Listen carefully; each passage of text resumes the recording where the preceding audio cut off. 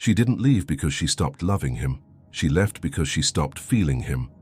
And that distinction will haunt most men for the rest of their lives, because they'll never understand the difference. You've seen it happen. Maybe you've lived it. The good man, loyal, stable, checks every box she said she wanted. And then one day, without warning that makes any rational sense, she's gone. Not to someone better, to someone worse. Someone who treats her worse, earns less, commits less, and yet she's pulled toward him like gravity. Every man who's watched this happen has asked the same question in the dark, alone, where he doesn't have to pretend it doesn't hurt. Why?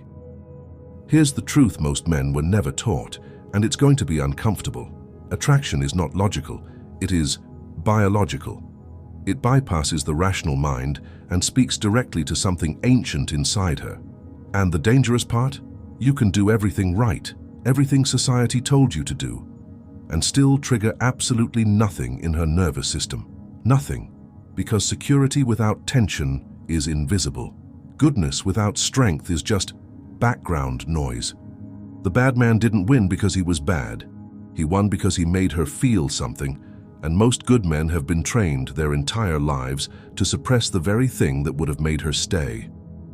Think about the man she left. Picture him clearly. He texts back immediately, every time. He reorganizes his entire schedule when she's upset. He apologizes for things that aren't his fault because the silence scares him more than the conflict.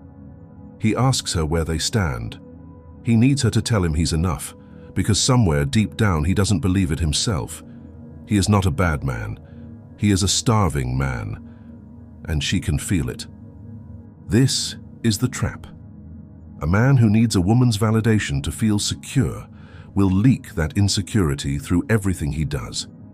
The way he laughs a little too quickly at her jokes, the way he goes quiet when she's distant instead of staying grounded, the way he changes his opinions to match hers, not out of respect, but out of fear of losing her.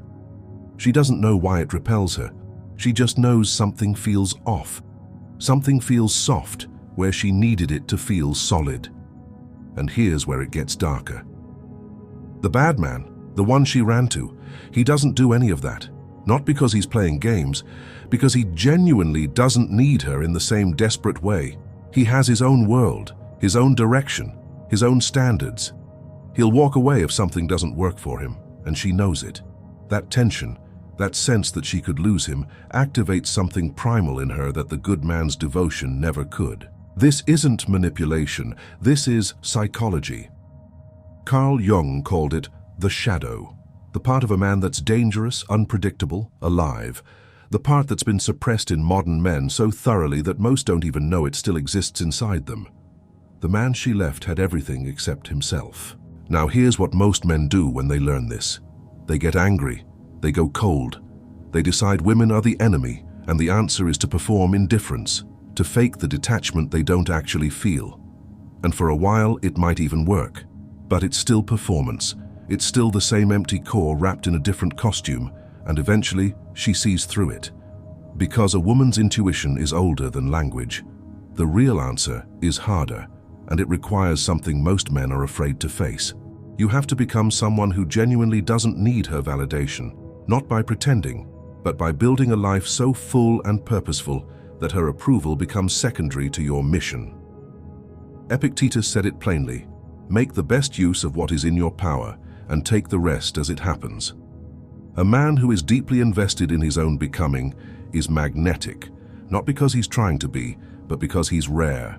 Most men are waiting to feel chosen before they invest in themselves, waiting for her to stay before they find their direction, waiting for external approval to finally start living. The powerful man reverses this completely. He builds first, he disciplines himself first, he defines his values, his standards, his purpose first. And then, from that foundation, he invites people into his world. He doesn't chase, he doesn't convince, he doesn't perform, he simply is. And the gravitational pull of a man who knows exactly who he is and where he's going is unlike anything average can compete with. This is what the bad man had accidentally, and what the good man never cultivated on purpose. But there's something even more painful that nobody says out loud. The good man often knew something was wrong. He felt the distance growing, he felt her pulling away, and instead of standing still in himself, instead of getting calm, getting focused, creating space, he panicked, he chased, he over-explained his love.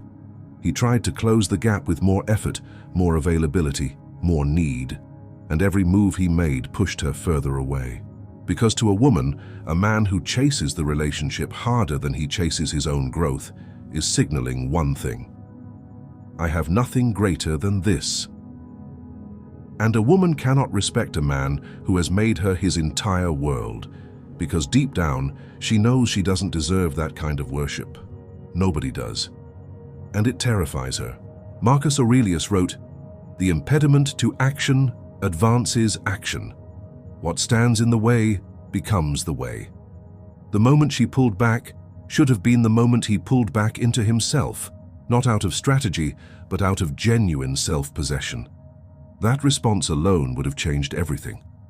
Here's what powerful men understand that most men spend a decade learning too late. Strength is not aggression, it's not coldness, it's not games. Strength is a man so rooted in himself that chaos doesn't shake him, disrespect doesn't collapse him, rejection doesn't erase him. He feels it all, he's human, but he returns to himself like a tide that always comes back to shore. That kind of man is almost impossible to leave. Not because she fears him, because she respects him. Because being near him makes her feel safe in a way she can't rationally explain. Because he is the rare thing, a man who is both warm and immovable. This is not the man society is raising. Society is raising men who are endlessly accommodating, endlessly apologetic, endlessly available, and calling it emotional intelligence. But there is nothing intelligent about disappearing yourself to keep someone comfortable.